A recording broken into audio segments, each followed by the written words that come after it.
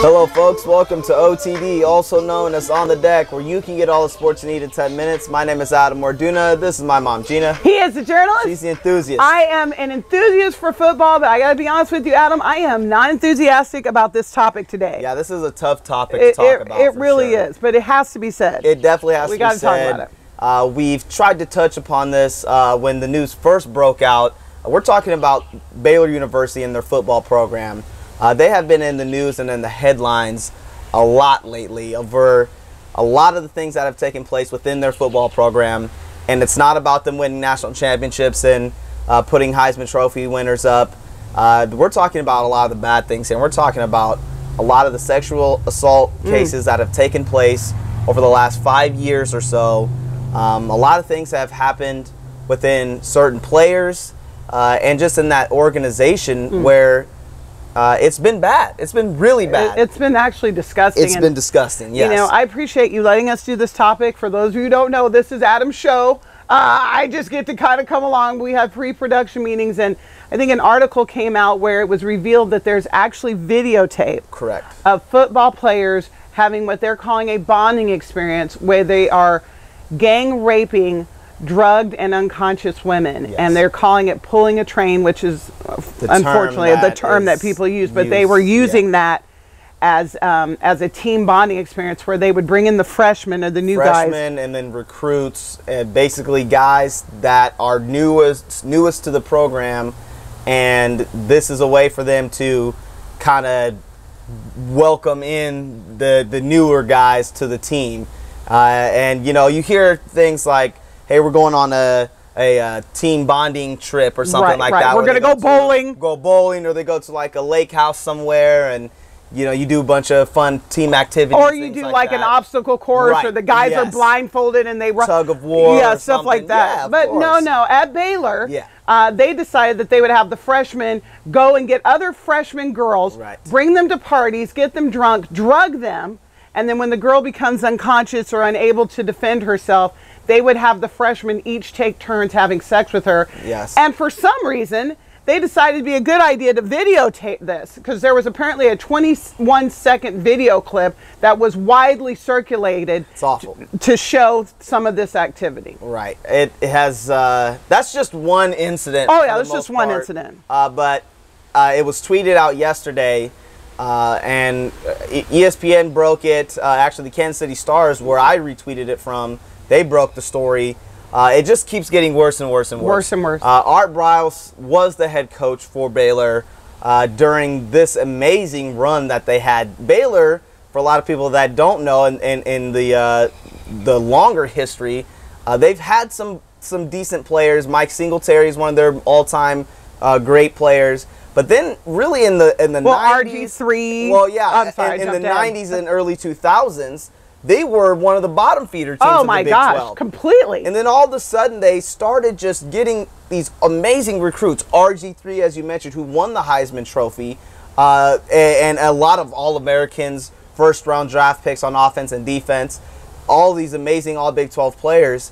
And there's a huge dynamic shift from their team being literally one of the worst teams in all of college football. Oh, if you were in the Big 12, if you had Iowa State, KU, Baylor, and at some points Colorado on your schedule, those were the wins you counted. Check, check, check, check. Right, Baylor was a guaranteed loss. We were happy when they'd win enough games to be bowl eligible. You knew that Baylor was going to be a team that you could tune up on. It was kind of a practice, kind of a scrimmage game, because they just weren't good. They just weren't able to recruit. It's an expensive private school with high academic standards. Right. So, and in a lot of cases, those types of schools have a hard time of bringing in college athletes because most college athletes are struggling with their grades. A lot of them are. And so you get some of these institutions, kind of like a Northwestern up there in Chicago, the Chicago area. Those are private schools that have a hard time getting athletes to come in and showcase their talents. And so Baylor's one of those.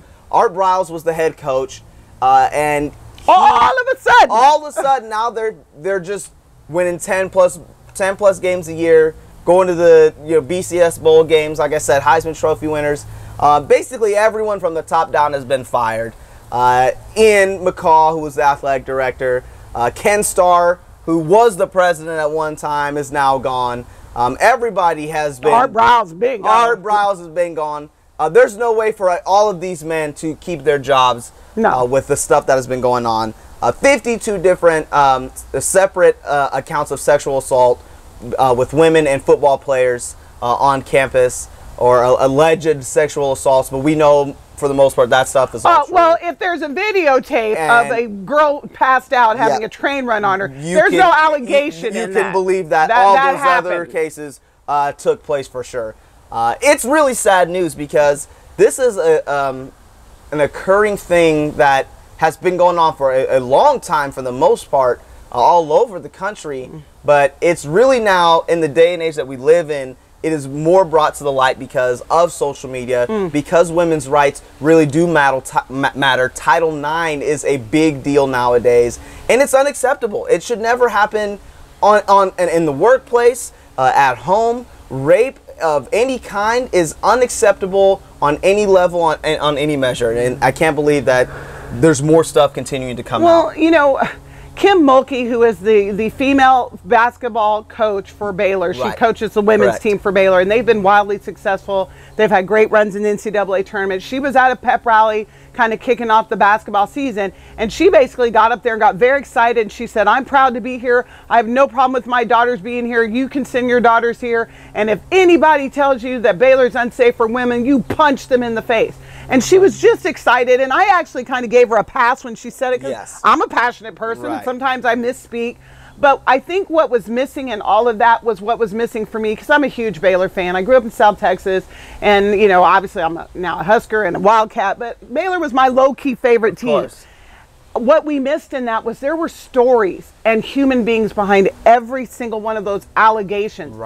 I have a daughter, your younger sister. She's now going to be a senior in college now. But I remember dropping her off as a freshman and how vulnerable she was and how scared I was and how your dad cried and how, you know, we made you spend the whole summer talking to her about who you don't talk to and who you don't, where you don't go. My goddaughter, we understand we have younger women in our family that are going to go to college. And if some girl has a football player come up and say, hey, we're having a football party and they're the big guys on campus, and she goes there and someone slips her a drug, and then the next thing that happens is 3, 4, 5, 6 different guys have sexually assaulted and raped her.